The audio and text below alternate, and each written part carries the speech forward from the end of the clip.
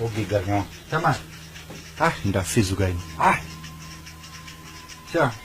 Go.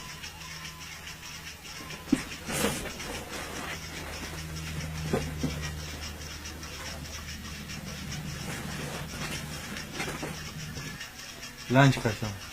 Ai inaandikwa tenda. Chigo. Ish. Ndala aisi lunch mani ndokusaka tichinzi tiri masalad kaya. Ayo gali. Nice. Chimoko changu chundifarira. Sadza mdala ufana kuja sadza. Ayo gali. Sadza ndozoti kama nerume. Unozobikirwa nani? Ni chimoko changu. Ati chundifarira. Iwe ndo pane danger scale mimanje. Ayo gali. Kufarirwa nemukadzi. Iwe. Eka. Ngwarira shamwari. Ngwarira. Hambo kufarire. Usanyeperwe. Alright. Tudatu ijao. Tudatu ozomboita ka experiment ka.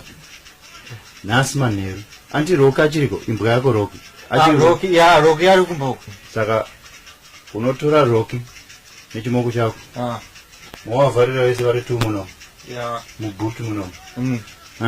Iwo enda kubawa. Ini man. Right. Oskwera kubawa yako 2 hours. Wadzoka? Ovhura butu. Uone kuti ndiana chiri kukufarira.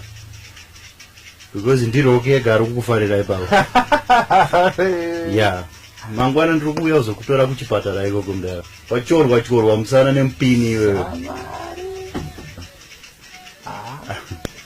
No. Ande tocheka uso. Chocolate. Ijo. Aiwa. Intoda zvine stakini. Iwe hamena hako. Uda kuuraiwa nehonga zine chimoko chako iwe.